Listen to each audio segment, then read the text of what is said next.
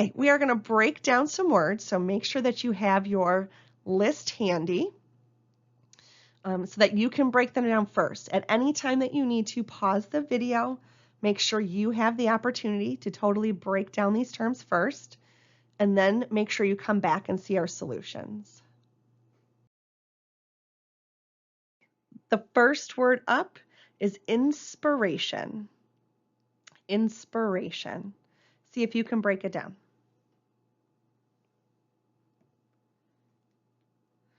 Okay, in the term inspiration, we do have a prefix. The prefix is in, I-N, and it's just like it sounds, in, inside, right, within something. Our root term here is spiro, which refers to breathing. We are in the respiratory system. And our suffix is ation, same as T-I-O-N or just I-O-N. The addition of the A doesn't really change the meaning of this term. It is action of. So inspiration is the action of breathing in. So taking an inhale or to breathe in. Let's try to define another term.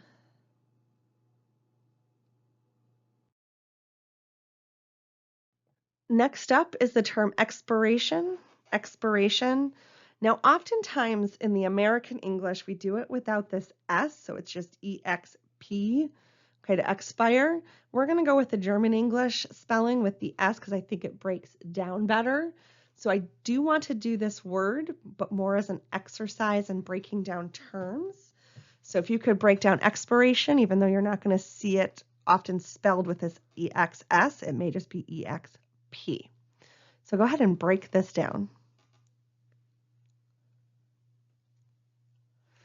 Okay, so our prefix EX tells us outside, to go external, right, to be out of something.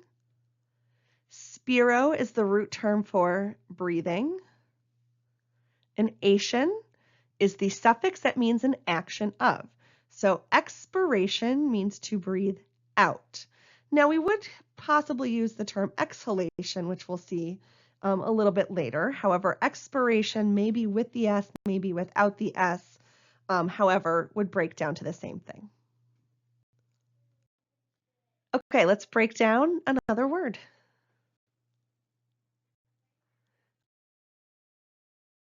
Our next word is hemothorax. Hemothorax. See if you can break it down first. Okay, in the term hemothorax, there is no prefix. There is a root term hemo that we have seen before, which refers to blood. And our suffix here is thorax, which refers to the chest. We have seen that as both a root term and a suffix before. So the term hemothorax refers to blood filling in that chest cavity, which is obviously not a great situation. So it's blood in the chest, a chest full of blood. There's various ways you could define that. Let's take a look at another term.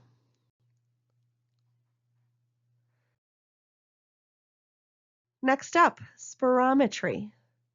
Spirometry. See if you can break down what kind of a test that is. Okay, in the term spirometry, there is no prefix, but there is the root term spiro, which refers to breathing.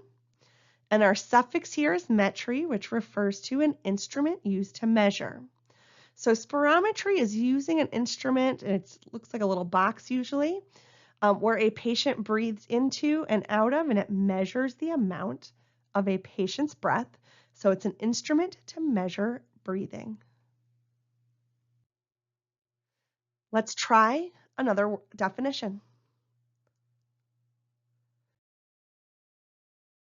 Dyspnea. Dyspnea is up next. See if you can break it apart and define it first.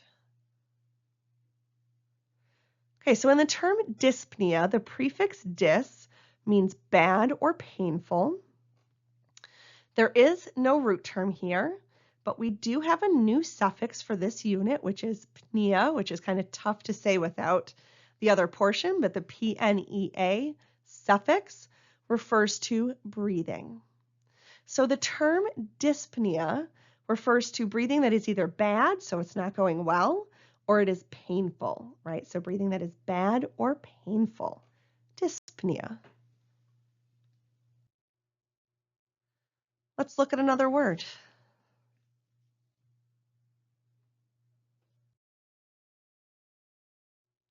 All right, next up, ventilation.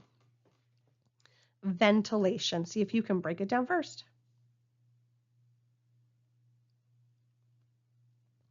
All right, in the term ventilation, there is no prefix.